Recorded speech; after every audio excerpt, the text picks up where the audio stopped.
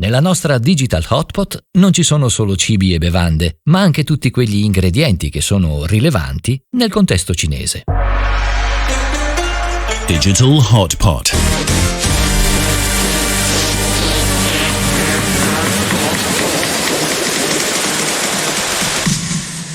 Fumare è sicuramente una brutta abitudine, eppure milioni di persone in tutto il mondo lo fanno. Consumano quotidianamente diverse sigarette, spesso noi non abbiamo idea delle dimensioni del mercato del tabacco e questo in Cina, più che in altri paesi, assume una portata enorme. Yes, and actually the tobacco market and his production and the consumption of cigarettes in China has not been investigated a lot in Italy, I think. And so the idea of describe this topic in this episode came from my memory of China, because when I was in Beijing, everybody was smoking, and in particular men, and that was quite interesting because you can buy cigarettes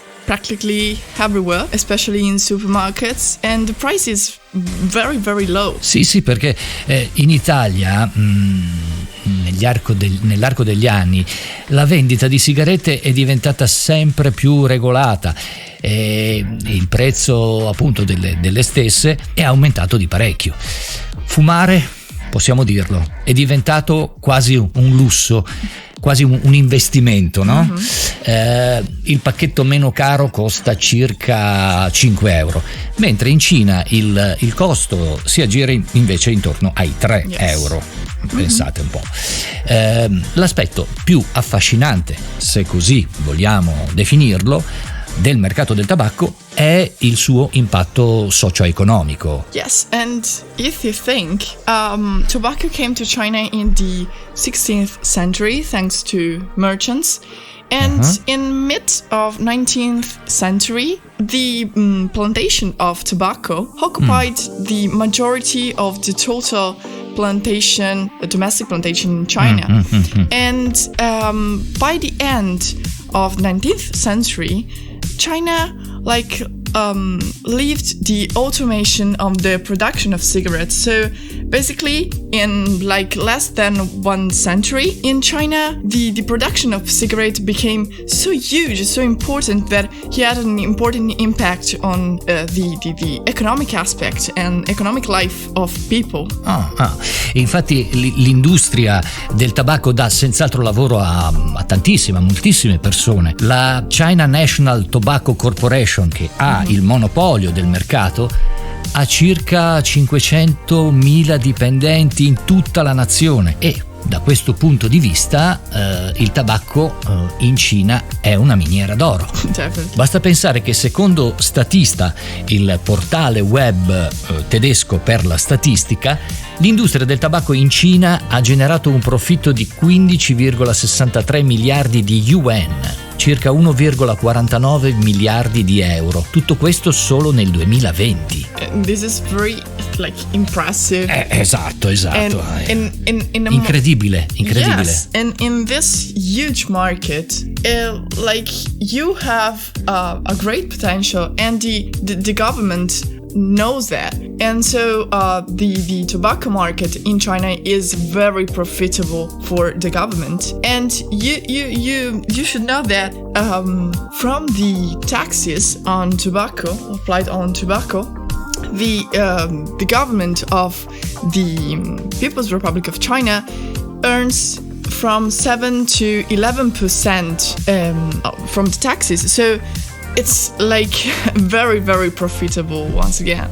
Sì, perché le tasse sul tabacco sono applicate sia sulle foglie di tabacco sia sulle sigarette come IVA e infine nuovamente sulle sigarette. Yes. Ecco, quindi ma per il loro valore. Quindi in sostanza, per riassumere, più il pacchetto di sigarette è caro, più la tassazione sarà alta.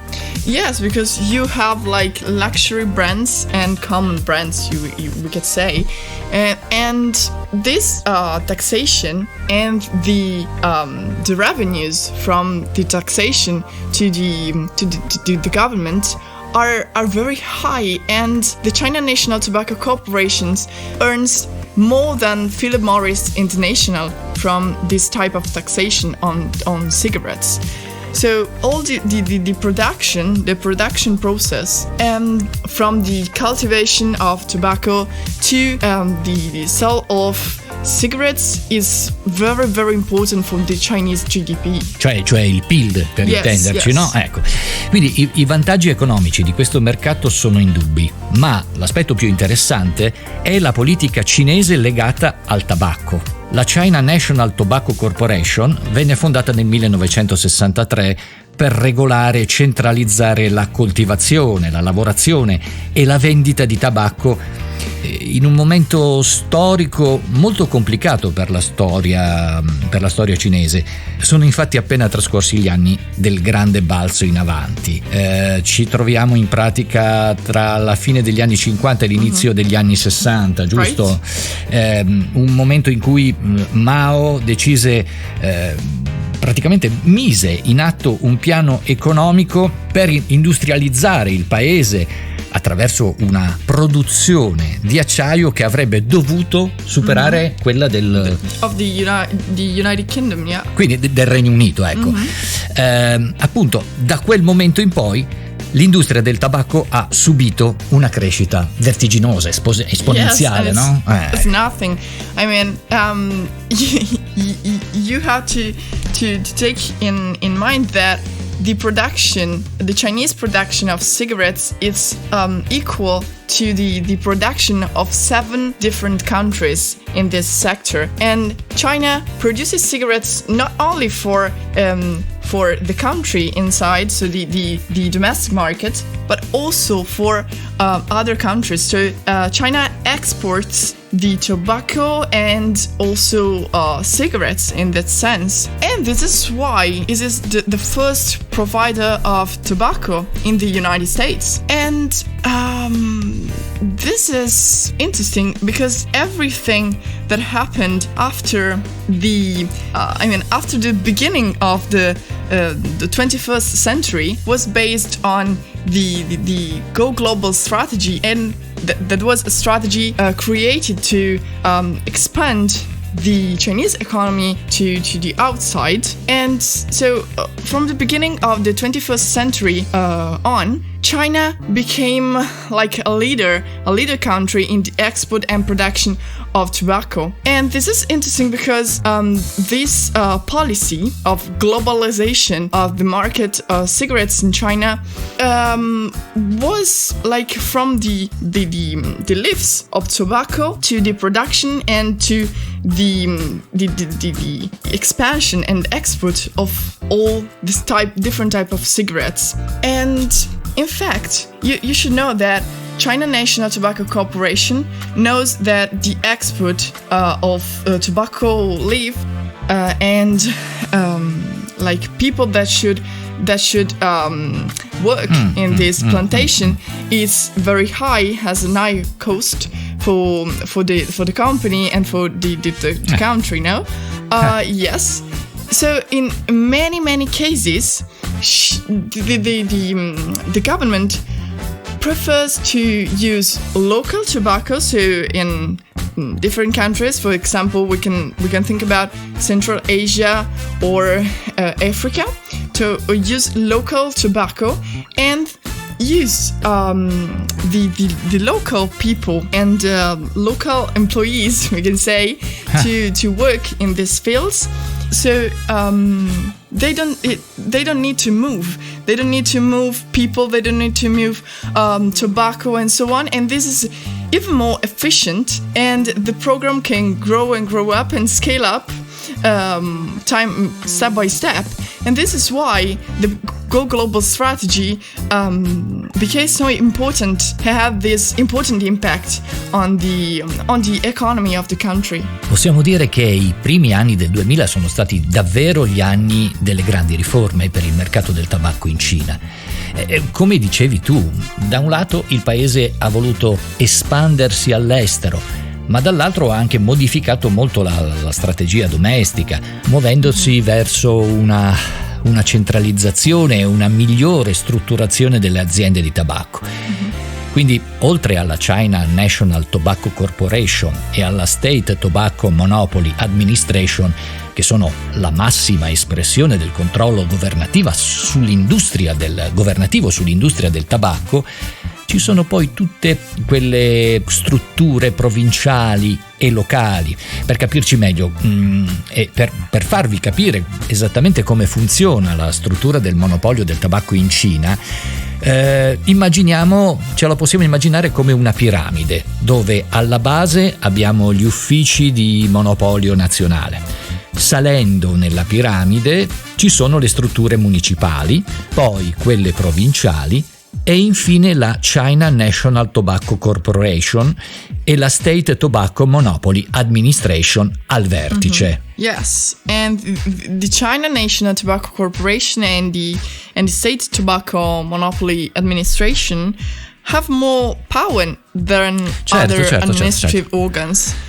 And the STMA, so the State Tobacco Monopoly Administration, has proposed to push on large enterprises, and this way, provincial companies benefit from the reforms, and they started to sell in the whole market, the whole national market. And moreover, the STMA gave economic and financial help to 36, if I remember well, companies in the tobacco industry, generating a growth of the market value by 11% in 2 years. Tutto questo solo nei primissimi anni del 2000. Poi il programma è stato ampliato e nel 2010 è stata messa in atto una strategia, la strategia 235. Si sa, i cinesi piacciono i numeri per descrivere qualunque cosa.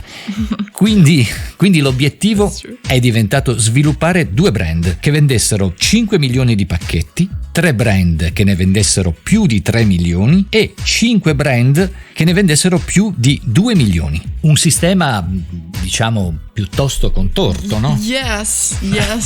Difficult to understand in a certain way. Esatto, ma evidentemente efficace. Infatti i marchi si sono ridotti da 2000 a 90 e i risultati sono stati raggiunti, insomma, no? Yes, and this market is very flourishing, and in fact, from 2010, this market grew a lot.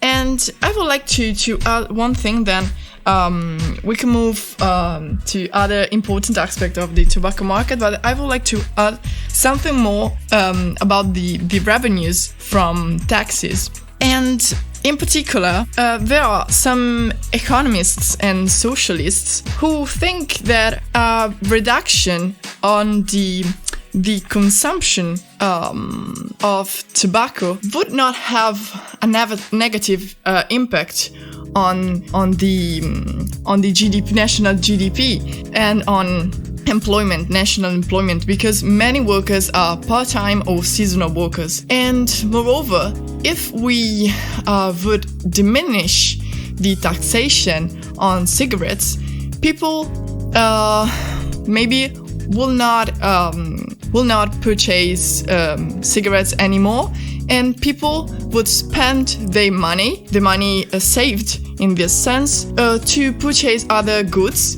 and so other industries, the market of other industries will grow, and consequently the employment in other industries. Sono i 2 volti della stessa medaglia. Sicuramente una decrescita del mercato del tabacco nuocerebbe a livello economico, ma sicuramente ne gioverebbe la salute dei cittadini. Absolutely.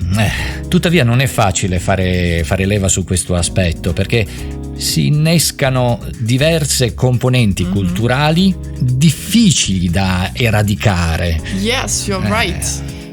Even because cigarettes are status symbol in China. They show your social status.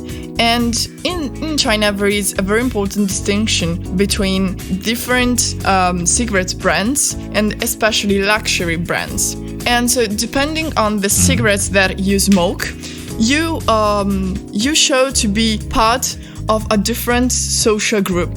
Sì, in Italia non abbiamo tanto questo fattore perché di fatto molte persone acquistano brand più costosi, sebbene lo stile di vita sia medio-basso, no? Yes, precisely. And in China, for example, if you are a lawyer and you smoke cigarette of a certain brand, a luxury brand, that could help you to meet important people, to meet the elite of a particular social group.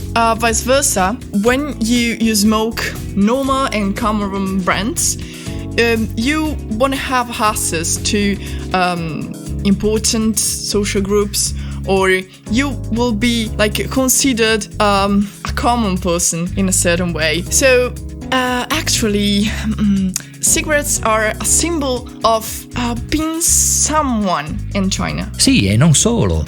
Lo scambio di sigarette avviene ad ogni livello. È proprio un fattore culturale e spopola tra giovani e adulti. Se due o più persone si incontrano per la prima volta, è comune scambiarsi le sigarette e a rotazione ogni membro del gruppo offrirà le proprie. È un sistema un po' particolare, no? Yes, like be my friend. Sì, infatti in questo modo aumenta il grado di confidenza tra le persone, si instaura subito un rapporto amichevole, un rapporto di amicizia. Yes, and I lived like this situation when I was in China.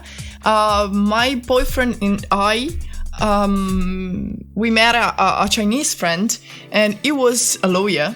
So he offered us his cigarettes that were like very, very expensive cigarettes. It was a luxury brand, and I remember that he offered us a couple of cigarettes, and they told us, well, you could like smoke one right now, and the other one you can bring it to you for a very special occasion.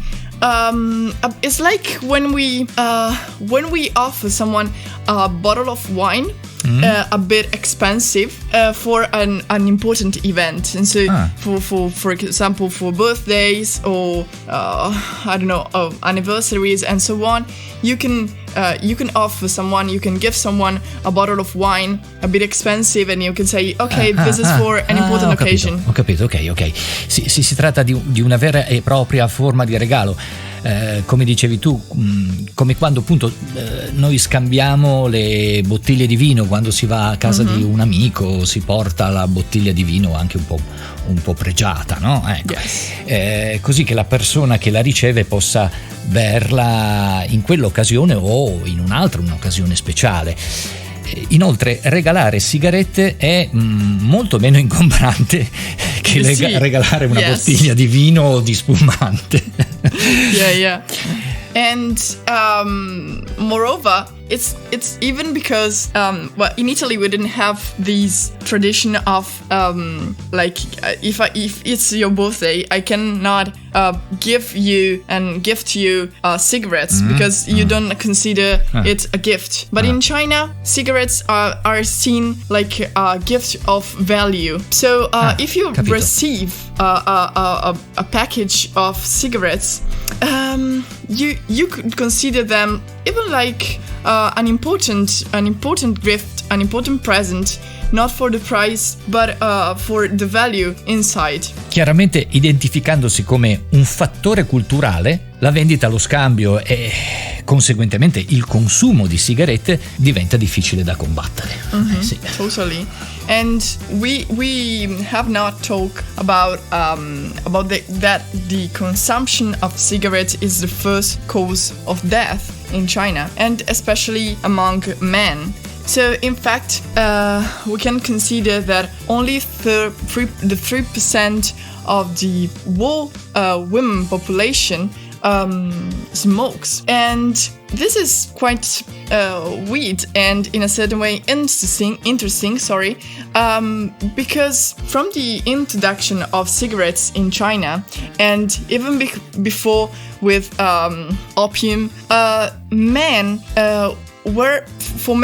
were normal to smoke, while for women that were smokers were considered a bit too modern for China and not in line with the Confucianism rules. And so the population in China is like exposed to cigarettes, but especially caused by men. Il governo ha perseguito delle politiche di prevenzione dai danni del fumo a partire dagli anni '80, come ad esempio la disposizione per limitare il fumo nei luoghi adibiti ai bambini nel 1987, o l'istituzione della Chinese Association Tobacco Control nel 1990.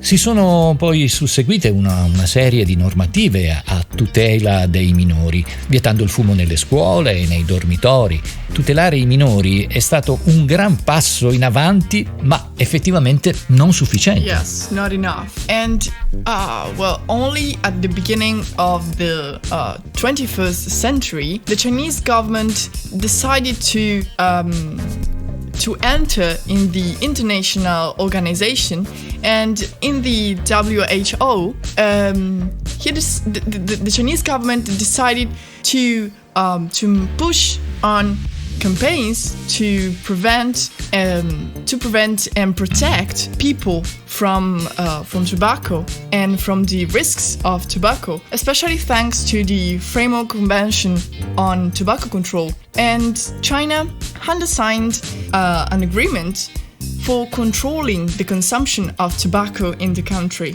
Sì, c'è da dire che da allora sono stati fatti diversi passi in avanti, perché per esempio nel 2007 la Cina ha adottato le linee guida per il divieto di fumo nei luoghi pubblici.